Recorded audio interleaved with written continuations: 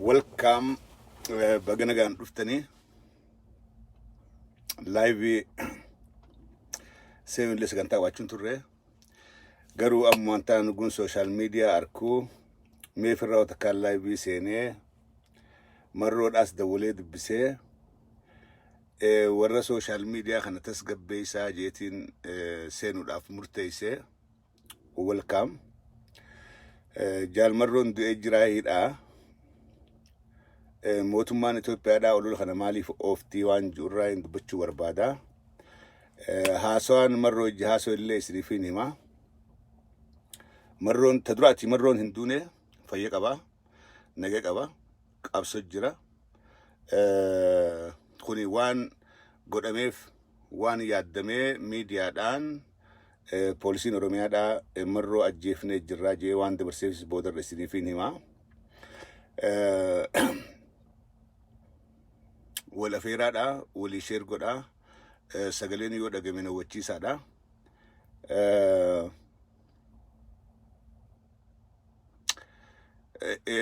waa hedduu waan namaas gaddisiisu wanni deemaadhaa jira Oromoo keessatti waan dubbachuun nutti ulfaatu waan sirna dargiidha sirna TPLF sirna Haile Sillaaseedha keessatti hin arkine bara Abiy Ahmed Itoophiyaa bulchaa jiru arkaadhaa jirra.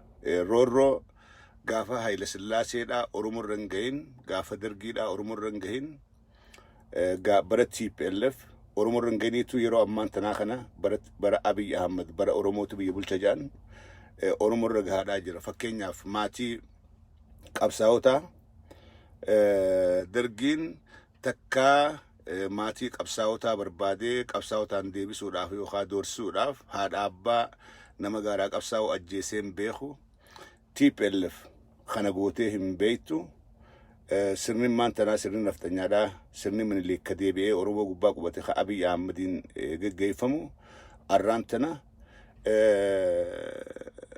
dargaggeessa Oromoodhaa ka qabsoodhaaf gaara seene maatii isaa haadha abbaa isaa qabeenya maatiidhaa duubaa barbadeessuun kuni waan jiraannee arra geenyee ija teenyaan garree gurra keenyaan dhageenyee jechuudha. Kuni baasa takkaa Oromoo keessatti hin ta'in woomakka harma muraa harka muraa aanuleetii fi calii calanqotti seenaa Oromoo gubbatti galmeeffamee fuuldura taa'uudhaaf taa'u wanni immaan tana deemu jiru isnaad easy waan barabaraan dhalootaaf dabruudhaaf taa'u wanni Abiy Ahmed ammaan tana Oromoo irratti godhaadhaa jiru.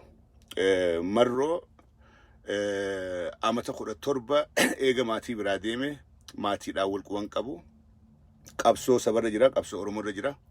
Garuu maatii isaa manguddoo haadha abbaa isaa uleedhaan cafaqanii qabeenya barbadeessanii manguddoo mana ijaarchuun mana irratti gubanii fuudhanii dhabamsiisuun hangam takka nafxanyaan Oromootti garaa jabaatti waan duraan gartee nuti as gubbaadhaa afaanii jechaadhaa turre hujitti hiikamtee hunoo kabiyya bulchaa jiru kan Oromoodha jettaniin namni arraan tana Oromoo bulchaa jiru nama akkanaati. Ifaa ifatti OPDO'n diina Oromoo tahuu ragaa ifitti baatee jechuudha. Ifaa ifatti ragaa ifibban. Marroon nama dargaggeessa gaara keessaa qabsoo godhaa jiru qawwee fudhatee. Waraanni Abiy qawwee fudhatee marroo barbaadu jiru osoo jiru haadhaa fi abbaa manguddoo humna hin qabne, manguddoo manaan baanne, manguddoo qotee bulaa ta siyaasaan beeyne qabanii cafaquudhaa fi hidhanii dhabamsiisuun kuni ilmaan Oromoodhaa keessattuu dhaloonni maantana lafaa kaatan. Waan kana warri Oromoodhaa warreen waa barreessu warreen seenaadhaa waan kana akka dhala dhuftuuf dabrutti qalama ziqiyaatiin barreessaadha laf haayaa waan Oromoo irra gahan akkuma nuti maantana angaafa waa'ee aanoleedhaan beeku waa'ee calanqoodhaan beeku abbootiin teenya akka seenatti dhalootaaf walii dabarsaadhaa dirree calanqoo guudha kan calii calanqoo guudha kan bar akaayyuun keenya asitti dhumtee namni hin beekne dhalti hin beekne takka illee hin jirtu. Seenaa aanoleedhaa Oromoon hin beekne takka illee hin jirtu. Wanni ammata kunis akkasitti deemuudhaaf ta'a. By the way, marroon fayyaa guutuudha qaba. Hin madooynees, hin dhoomnees fayyaa guutuu qaba. Hanga daqiiqaa kanatti to this minute fayyaa guutuudha qabu. Fayyaa guutuu silaa as gubbattiin isinii dhiyeessa silkiidhaan. Garuu silkii tana waan barbaadaniif jira mootummaan Itoophiyaadhaa yoo inni silkiidhaan haasa'e teknooloojii haaree galfatanii silkii tiraaggootu bakka inni jirutti gurbaa kana dhooyinee Oromoon dargaggeessa Oromoodhaa kana hamilee cabsinaadha.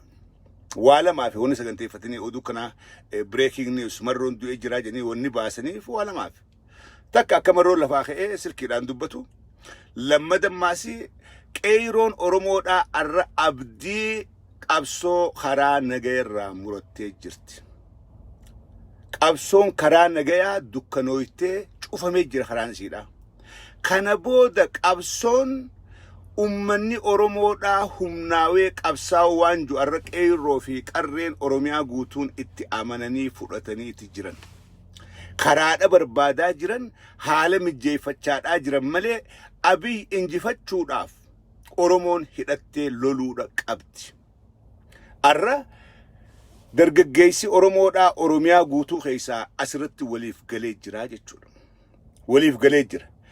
Dargaggeessa hamileensaa garana callaayifatte kana hamilee cabsuudhaaf, hamilee isaa gabbuusuudhaaf lakki abdiin teen jirtuu hunoo kagaara keessaa waraana hogganaadhaa jiruu harka keenya galee ajjeefnee jirra. Kanaafuu harka maradhuuti abdii muradhuu nu jalatti buli waan ju'uuf kaayyoon isaa. Qabsoon arraan tana dargaggoo fi dargaggeettiin Oromoodhaa irratti xiyyeeffatanii lafa kaatanii eeggachaadhaa jiran qabsoo hidhannooti. Kana hubadhaa.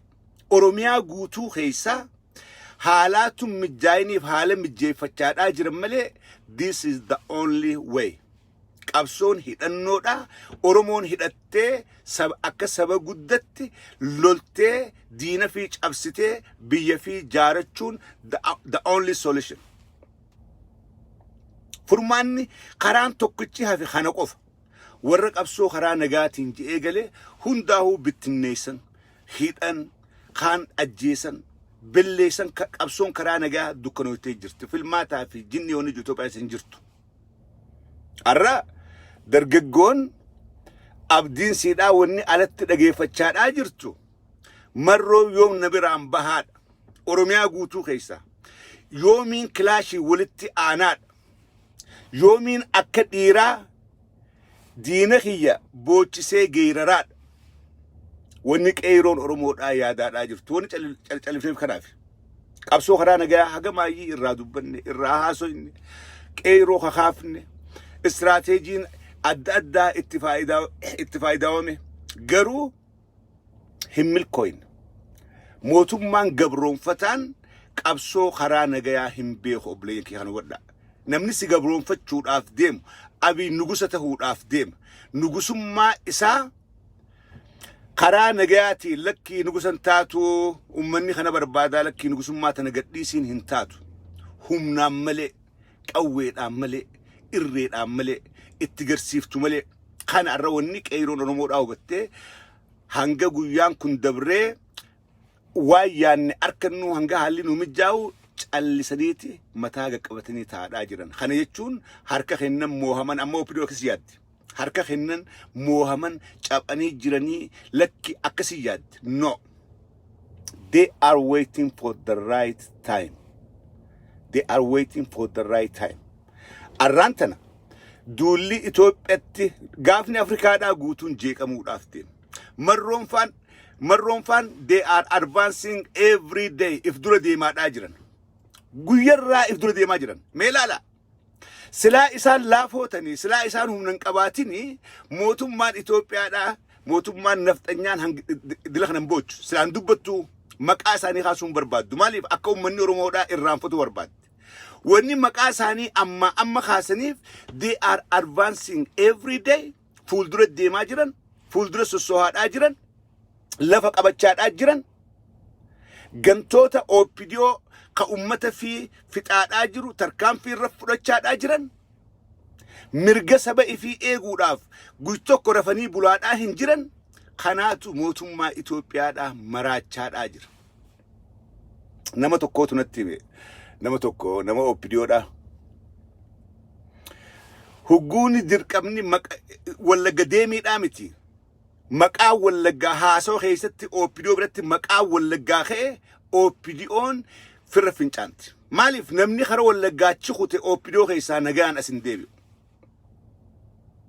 oso haasoo keessatti yoo maqaa wallaggaa ka'e garaan dhaaje OPDO dhiiroon erguu deemanii dirqama na kennuu deemanii jaalli xiyya abaluu dhaqee achitti hafe abaloo gune achitti hafe anis yoon dhaqen deebi'uu ni beekan. This is why they cry about Marro every day. Plus, waraanni bilisummaa Oromoodhaa jara keenya laala arra akka kaleedhaan jiru bakka dheengaddaan jiru arri boruun ifa waraanni bilisummaa Oromoodhaa tuulama keessa magaalaa Amboo jalaahi waraana naftanyaadhaa dhawaadhaa jira. Arran Oromiyaa keessa nagaan sossoohaadhaan jiran bakka waraanni bilisummaa Oromoo jirutti nagayaan sossoohaadhaa hin jiran. Kanagaa wanni isaan irraa booyaadhaa jiran waan ummata Oromoodhaa godhaadhaa jiran waan beekaniif. OPDO'n gowwaadha. OPDO'n akkumaan dura je Abiy maraataadhaa namni maraataadhaan hogganu Silaayis yookaan maraatumaa yookaan gowwaadha. Namni maraataa amanii maraataa jala deemu yookaan ififis maraataadha yookaanis gowwaadha. OPDO'n tun hundinuu kalee TPLF gaafa nama OPDO'dhaaf ta'u wali qabattu warreen ulaagaa isii guutuu fi ulaagaa gowwummaadhaa ulaagaa ergamuudhaa sa warra guutuuf wali qabdee gowwaa Oromoodhaa wasaka Oromoodhaa haftee hawaasaa xuree hawaasaa wali qabdee OPDO goote. Arra warruma saniitu warruma xuree hawaasaa kan TPLF kalee wali qabdee Oromoodhaan cabsuudhaaf jaarte santu arraan tanaas biyyaan deemaa jira Abiy ammaffaa. Xuree hawaasaa warra madaa qabu warra rakkoo qabu warra rakkoo sammuudhaa qabu warreen gad aantummaan hawaasa keessatti dhagamtu warra hawaasa biratti kabajaan qabne hawaasa keessaa guurtee wali qabdee koottaamee maqa isin goonaa isin Oromoon hojjeesaa isin ergannaa yoo nu ergamuuf qophii taatan waan feete harkatan jedhee wali qaban jechuudha. Warra waan namni je'een godhu qofa wali qaban. Warra sammuu ifiitiin yaadu osoo hin taane warra namni yaadee itti himu warra yaada namaa hojiirra oolchu warra akka Abiy Ahmed kana jechuudha. Arra caasaan OPDO kan TPLF kalee jaarte sun guutumatti akkasuma jira. Caasaan gareen doofotaa warreen xurii hawaasaa warreen hawaasa keessaa tufamee bahe wallaalaa kan hunda wali qabdee OPDO goote. Arra wanniin namni Abiy Ahmed jala deemu yookaan maraatuma akka Abiy yookaanis doofaadha. Wanniin ju'uuf maali? Waafirraa laaluu hin beekan. They think ajjechaadhaa fi dararaan maantana Oromoo irraan gahaadhaa jiran kanaan Oromoo tana cabsinee ni bulchinaa jedhanii yaadan OPDO'n. Gowwummaan kanaa olii naf saba guddaa kana saba ammaasii bakka kaleedhaan jira saba kalee namni keenya hedduu wallaalaadhaa nama barate hedduu hin qabnu ture aksesiin teknooloojiidhaa hin qabnu ture internetiin hin jiru Oromoo wal quban qabdu alaa fi keessatti miti Oromiyaa keessattuu wallaggaa fi Harargeen Arsii fi Harargeen wal quban qaban. Maaliif wanni walittiidha wanni wal garsiisaa akka ammaa kanatti hin jirtu. Arra yeroo teknooloojiin as geesse kanatti yeroo ummanni Oromoo alaa fi keessaa wal quba qabu kanatti OPDO'n humnaan qawweedhaan Oromoo cabsinee ummata guddaa kana bulcha jettee yaaduun isiidhaa gowwummaa isiidhaati.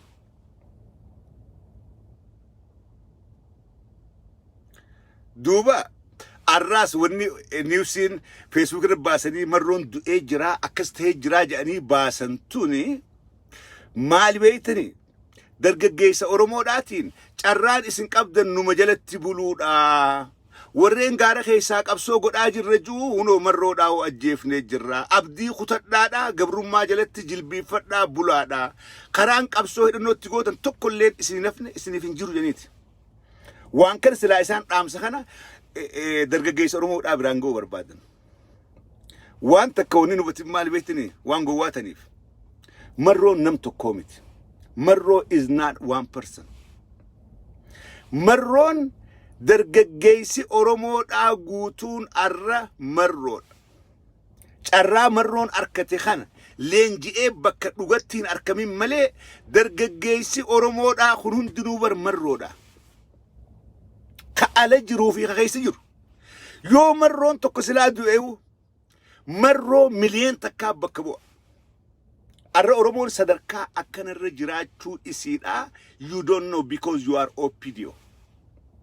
Waan OPDO taataniif, waan gowwaa taataniif, waan xurii hawaasaa taataniif, waan ergamaadhaa guddattaniif, waan sammuudhaa yaaduu dhiiftanii qochumaadhaa yaaddaniif kanan beeytan. Arra marroo miliyoonotaani Oromiyaa keessa jira. Oromoon keessaa fi ala jirtu hundinuu marroodha. Marroon akka aikanitti ol bahee waan miidiyaa gubbatti dubbatu maqaansaa ol bahee malee warree marroo caalu marroo jala meeqaantamii jira. You don't know this. Maaliif isin OPDOdha? Waan qabsoo Oromoodhaan beektan, waan qabsoon taateen beektan, isin qabsoo isin beektan qabsoo nyaataati. Qabsoo nyaachuu, dhuguudhaa, saamuudhaa, qabsoon isin beektan namuu waan beekutti professional. Namuu waan beekutti karaa qabatetti jabaadha. Isinis nyaachuudhatti namni isin gahu hin jiru. Saamuudhatti, hatuudhatti namni OPDO gahu hin jiru. Garuu qeeroon Oromoodhaa kanarra guddattee jirti. Qeeroon Oromoodhaa lubbuu ifii kennitee saba ifitti kabajaa godhuudha yaaddi malee niin nyaadhaa niin dhugaa niin saamaa takkaa yaaddeen beektu.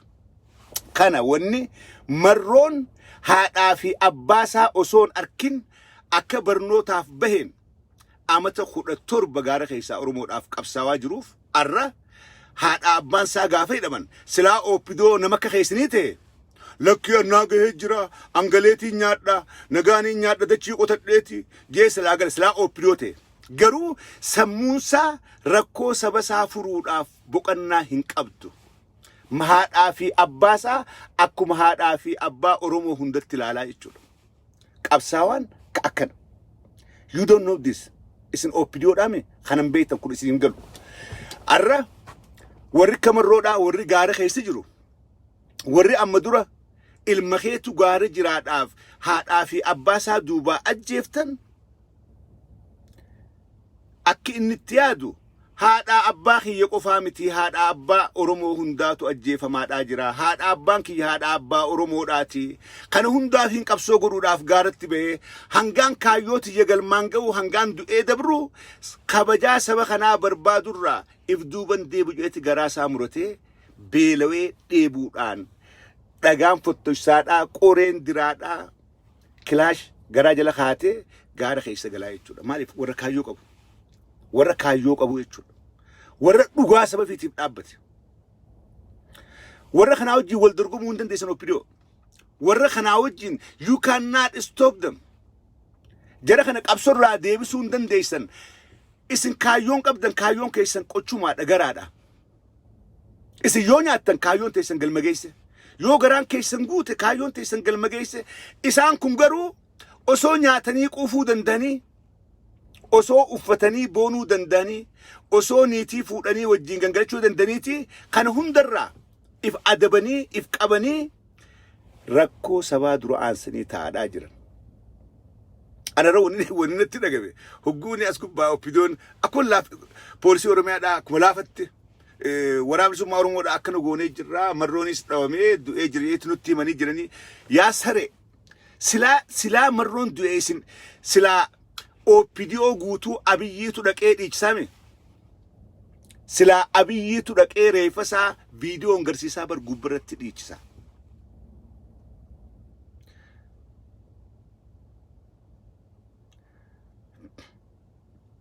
Sigale.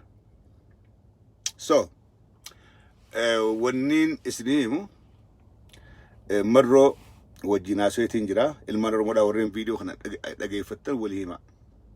Walii dabarsaa.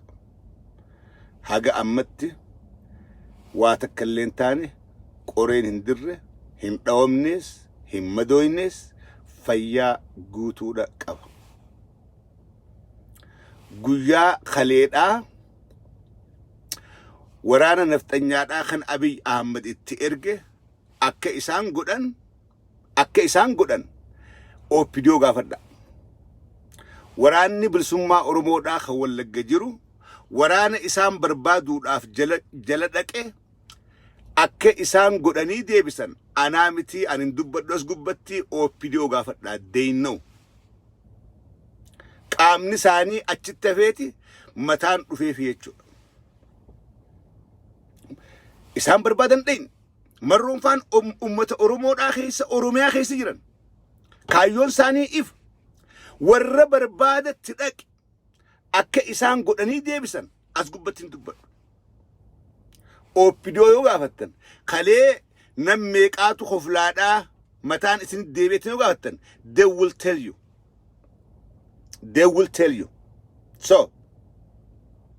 marroon fayyaa guutuudha qabu haga diiqaanatti hagaan allaabii seenutti fayyaa guutuudha qabu qabsorra jira inumaa marsaa itti aantuuf if qopheessaa jira nuguun dubbisu marsaa itti aantuuf if qopheessaadhaa jira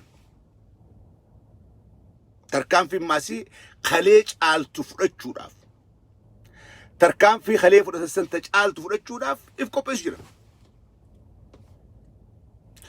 waan akkanaa waan akka kalee gootanii natti ufaa kabaja argachuudhaaf ergaadhaaf makiinaa gubbaa kaadhaa ergaadhaaf maaliif viidiyoon baafne waan waraanni keessan tahaadhaa jiru akka godhaadhaa jira maaliif viidiyoon baafne maaliif viidiyoo hin dhiifne maaliif niwsiin dabarsine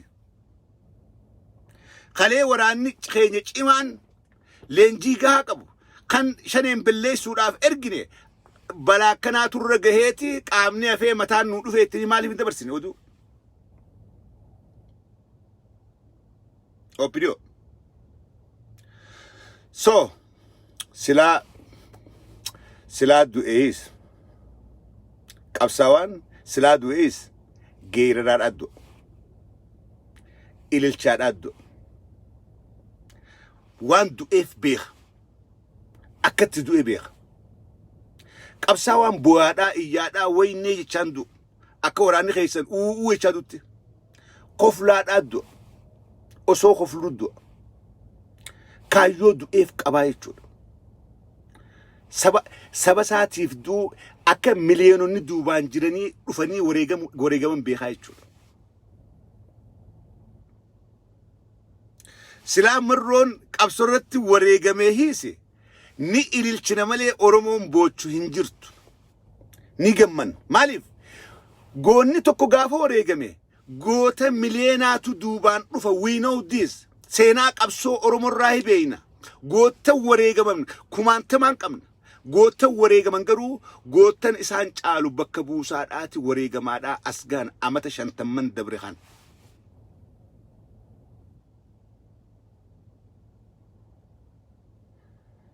siile OPDO kan beektu ka OPDO kan beektu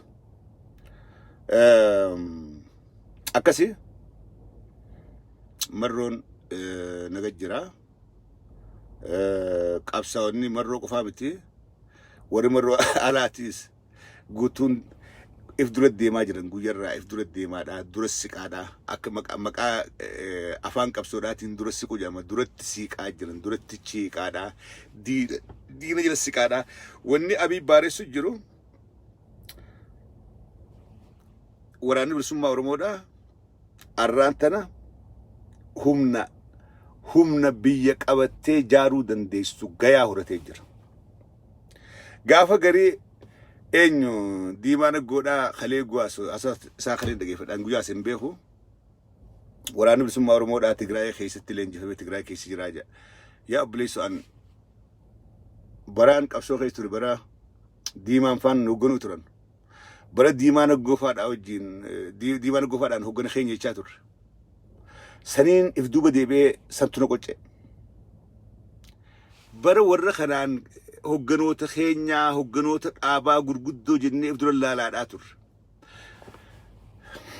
ka Oromoo cabse Oromoodha ka Oromoo cabse ilmaan Oromoodhaa wanni beektan Abii Caalaa ka Oromoo cabse warreen maqaa qabsootiin biyyatti gale warra akka diimaan goonaa kan warra maqaa ODF hin gale warra maqaa OLF hin biyya gale warra maqaa jaarmee Oromoodhaatiin biyya galeetu Oromoo tuffachiisee Oromoo cabsee Oromoo reekka wal afaan deebtu godhee qabsoo Oromollee warri naaffise warra kana.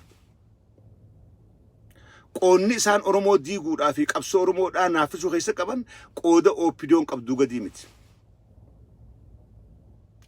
Dhiiga nama keenyaa ka arraan tana gannaqamaadhaa jiru kana ka itti gaafatamuudhaaf taa'u OPDO qofaa miti.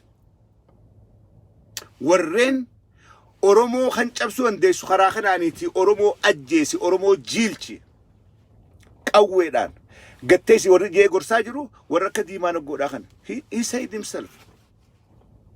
Muummicha ministeeraa anaatu gorsaa jedhe. Arra isaanii wajjin dalagaadhaa jiraa jedhe. Warri arraan tana qabsoo goona jee alatti hafe kun warreen dubbiin hin galiniif warreen biyya jeequ jiru warra diinni TPLF ergachaa jirtuu jedhe. Beekadhaa kaleedhaas TPLF warra shaabiyaan ergachaa turtee jettiin ABO'dhaan. TPLFinis gaafa isiin gaara keessaa qabsaa'u turte dargiin akkanuma jechaani ture. Shaabiyaadhaa fi TPLFin gaafa qabsoorra jirtu warri biyya bulchu warri ati darbuudhaa qaarsuu deemtu of course maqaa gaarii siiniin hin jiru. Maqaa gaarii siif hin kennu.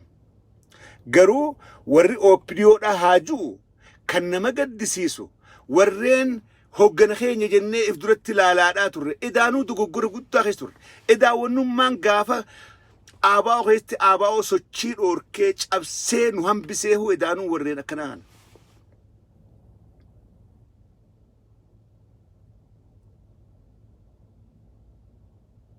Sigaleen akkasii warreen hidhamuu hayyoota Oromoodhaa Jowaar Mohaammed irraa eegalee warra akka Abdii Raggaasaa Baqqalaa Garbaadhaa keessaa dura'aantummaadhaan qooda qabu Diimaa Naggoo faadha.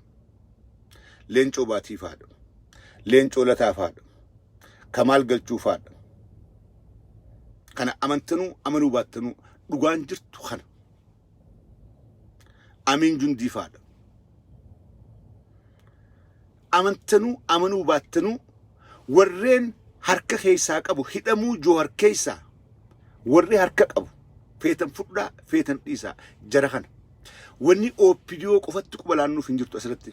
Hidhuu irratti ajjechaa deemtu irratti wanni OPDO qofatti harka laannuuf hin jirtu. Gurguddaan warri hidhaadhaa jiru warri Jowaar akkatti hin baane Jowaar keessattuu Jowaar addatti Jowaar caanurra kaa'ee nuu bara meeqa qabsoo godhaadhaa ture mucaan kun Oromoo biratti nu boodaan dhufee fudhatama harkatee mucaa kana awwaaluu warri harka keessaa qabu warra gurguddaa manguddoo tana.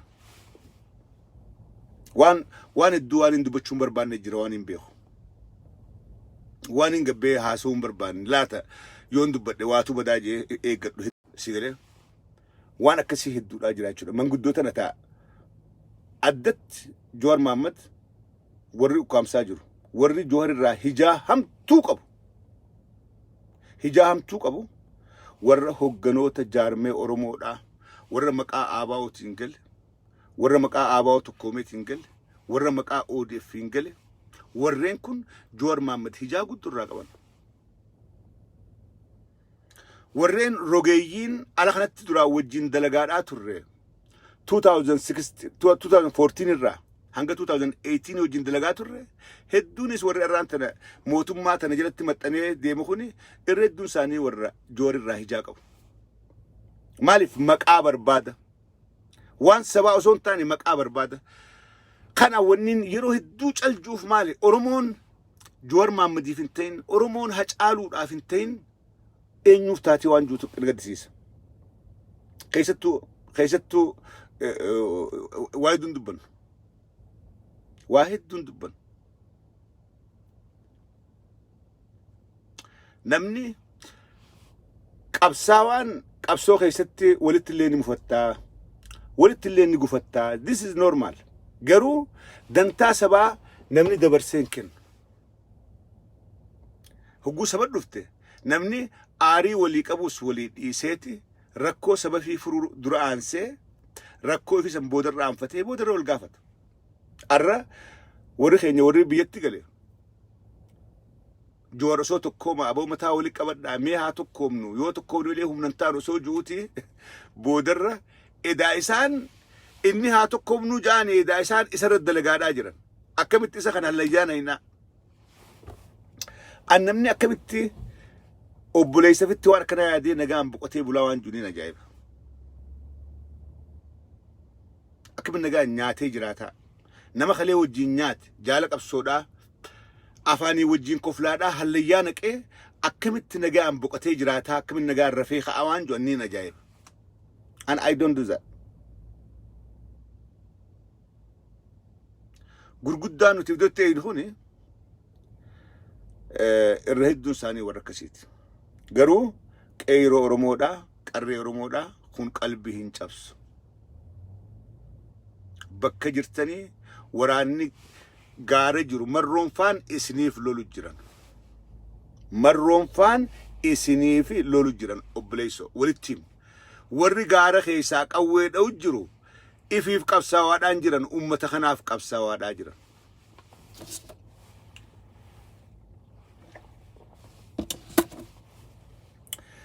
yakki ala kana lakka kun yakki waraana akkas godhe maarrirra keenya akkas tanjan kun hijiba kalees jaamaadhaa ture warrin beeyne ijoolleen ammaan tana lafaa haatan yoom beeyne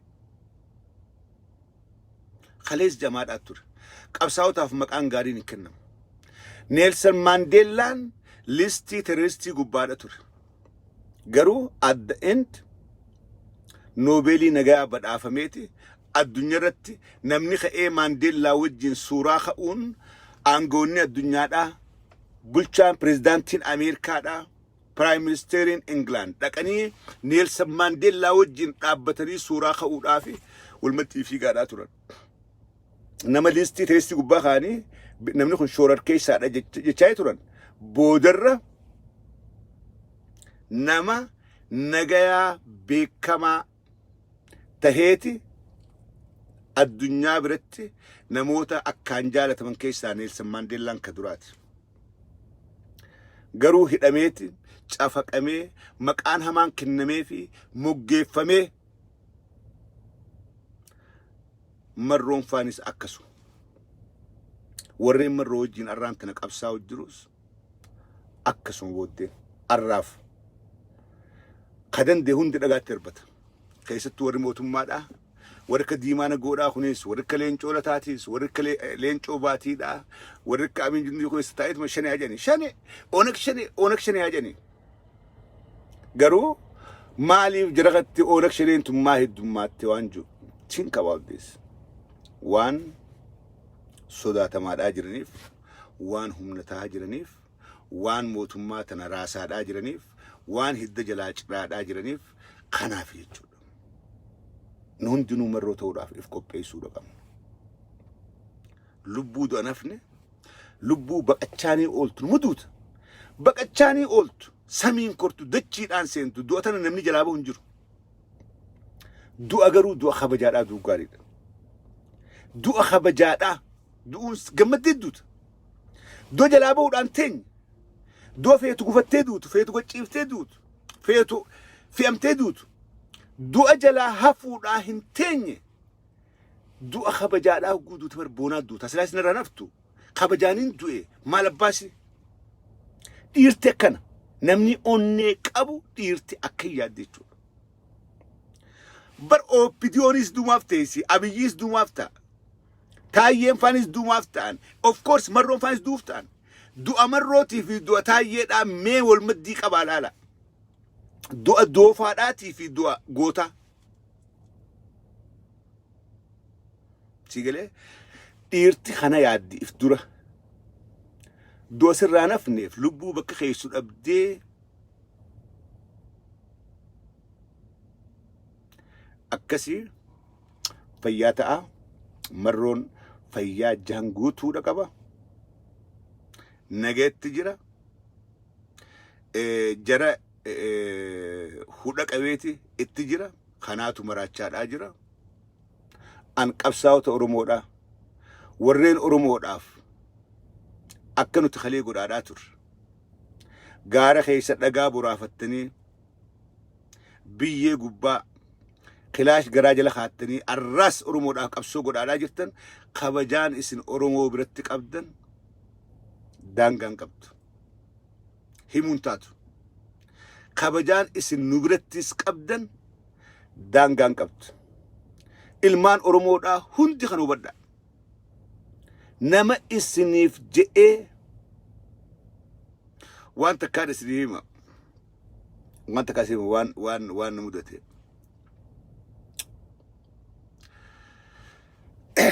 dubbii takkaan isinii dubbii gabaabdu talaayin xumuraa rooba samiidhaa akkatti bu'u kana keessa kan lafti jalaan horofaa kan kopheen tuni namni hundinuu kophee waraana kan qabu kun caantaadha qabaa garii qabiilaan deebus ni jira kana keessa gammoojjii keessa osoo deemnu tokko aruuzni beeti aruuza karaa deemaa shamarran kun huccuu adii tana uffatanii bebbereedanii gurbaan aruustitti maddii kaayee lookoo harka qabatee dubri gamanaa heellee utaalaadhaa dardari gamasii urruubaadhaa kun dhiichisaadhaa aruuza kana manan taraatii baasanii mana gurbatti galchuudhaaf deeman gaasa moora galuudhaa deemna osoo karaa deemnu walit dhufnee jechuudha kana tokko dhaabbatee ilaalee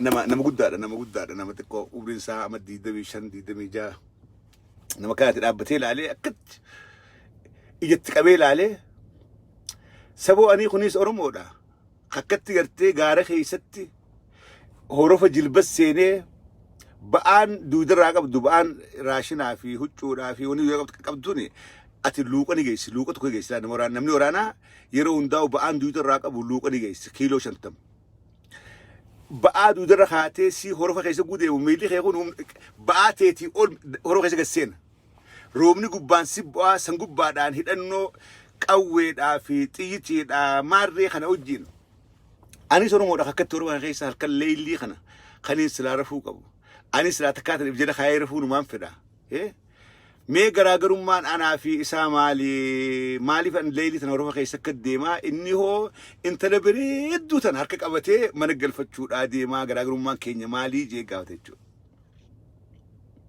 sigilee kana eenyu abbaan cibirraadhaa kan wajjin jiru eenyu aanessoo waareedhaa bar warrummaan qabsoo godhaa fi jirruuhu isaan kanaa jeen gartee isaan kanaaf nuti ala jirraa isaan kana nagaa argachiisuudhaa fi nuti fedhiin isaanii guutamuun fedhiin teenya guutamuudha akkana ta'uu kanaas kan obsine qabsootanatti obsine jegartee jaartiin teenya khilaash keenya kan garaa jala kaannu kanaa sigire akkasii fayyaataadha jaarraa abbaa gadaatis maal jee bilisummaa doofaadhaa fi dabeessaatu itti qanani'aa goonni wareegameetii fi jeeyni dabree gowwaadhaa fi dabeessi itti qanani'aa bilisummaan tagootaatii mitii tajeeynaatii mitii jee maaliif jeeyni garaaf qabee taa'uu hin danda'u obsee taa'uu hin danda'u ka'eetiin wareegama jaa ka'eetiin dabra jaa gowwaan garuu osoo miliqeetuma haawwan keessa dhokateetuma asiifichi jiraatuuti bilisummaa sanigga jeeyni goonni bilisummatti hin ga'u bilisummaan ta gowwaadhaa fi dabeessaati arra warreen gaara keessaa nu wareegamaadhaa jirtan goottan oromoodhaati jeeynota nu keessaa bahee jechuudha isin abdiin sabaa goottan akka keessaniin maasii ka ukkaamamee karaa isinittiin dhufu dhabee ukkaamee taa'us mileenaan jira arra maqaan fedhe isin kennamu maaliif onak shaneedhaa miti maqaan biraa isin kennamu you have the goal galiidha qabdan bakka itti deemtan qabdan bakka yaaddan qabdan waan wareegamaa fi jirtan qabdan waan kilaash fannifatte garaa yakaatii raftaniif qabdan waan aduudhaa fi qabbanti wal dabartee isin gubduuf qabdan sun saba keessan